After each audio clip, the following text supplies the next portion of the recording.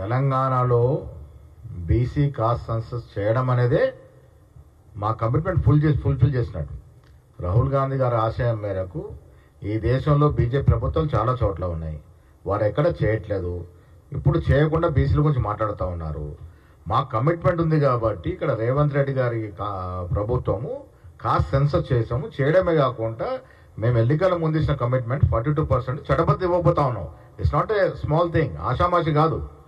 మేము ఇప్పుడు బీజేపీ గారిని బీఆర్ఎస్ వాళ్ళని అడుగుతున్నాం, మాకు చిత్తశుద్ధి మేము చేస్తూ ఉన్నాము, మీరు 10 ఏళ్ళు బీఆర్ఎస్ చేయలేదు, ఇలా బీజేపీకి అవకాశం ఉంది, కేంద్రంలో అధికారంలో ఉంది, మేము కాస్ట్ సెన్సస్ చేస్తాము. పెద్దలు చెప్పినట్టుగా 9th షెడ్యూల్లో చేర్చి ఈ రిజర్వేషన్ సుప్రీంకోర్టు సీలింగ్ని అధిగమించి మీరు మీ చిత్తశుద్ధి చాటుకోవాలి. ఇవాళ బండి సంజయ్ గారికి నేను వీతో పక్తాను, ఓబీసీ బిడ్డగా మీరు కేంద్రంలో మంత్రిగా ఉన్నారు. మేము రేపు చట్టసభలో బిల్లు పెట్టి చట్టసభలో చట్టబద్ధ తీస్తే దాన్ని 9th షెడ్యూల్లో చేర్చి మీరు ప్రధానమంత్రితో మాట్లాడి అధిగమించే విధంగా మీరు ప్రయత్నం చేయాలి. అప్పుడు మీకు బీసీల పట్ల చిత్తశుద్ధిని ప్రజలు నమ్ముతారు. Thank you.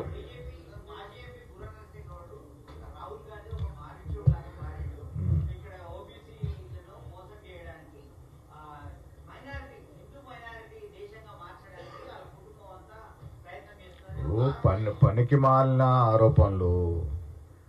బూర నరసయ్య గౌడ్ గారు టీఆర్ఎస్లో ఎంపీగా ఉన్నాడు, బీసీల గురించి ఏమి ఎలగబెట్టినారు అప్పుడు? ఇలా బీజేపీలో ఉన్నాడు. అరే బూర నరసయ్య గౌడ్ మీరు నిజమైన బీసీ బిడ్డ అవుతే రేపు మేము 42% చట్టబద్ధ తీసుకొస్తాం అసెంబ్లీలో.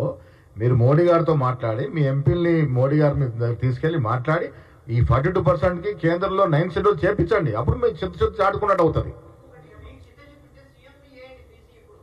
రేపు సీఎం కూడా ఏదో ఒక రోజున ఈ రాష్ట్రంలో బీసీ అవుతాడు, అది కాంగ్రెస్ వల్లే అవుతాడు, ఏ పట్ల అవకాశం లేదు.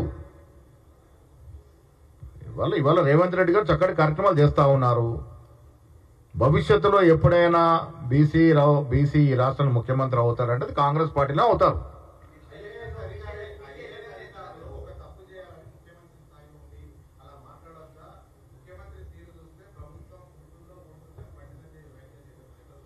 బండి సంజయ్ గారు కేంద్ర మంత్రివర్గంలో ఉండి, ఇది సెక్యులర్ స్టేట్లో ఆయన క్యాబినెట్, సెక్యులర్ స్టేట్ భారతదేశం, సెక్యులర్ స్టేట్లో ఆయన ఒక మంత్రిగా ఉండి ముస్లిం గురించి ఇష్టం వచ్చినట్టు మాట్లాడుతూ ఉన్నారు.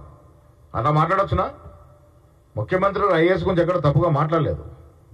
దీన్ని మసిపూసి మారడిగా చేసే ప్రయత్నం చేస్తూ ఉన్నారు.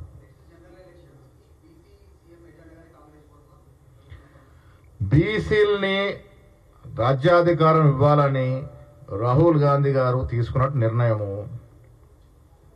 ఏదో ఒక రోజున తెలంగాణ రాష్ట్రానికి బీసీ ముఖ్యమంత్రి అవుతాడు, అది కాంగ్రెస్ పార్టీలోనే అవుతాడు. వచ్చే ఎన్నికలన్నీ కూడా బీసీల చుట్టే తిరుగుతాయి.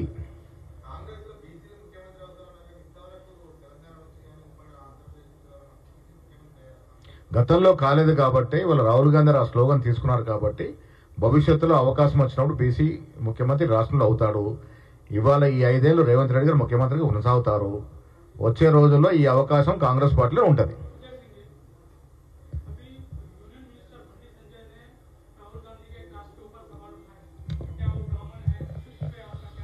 मैं आपको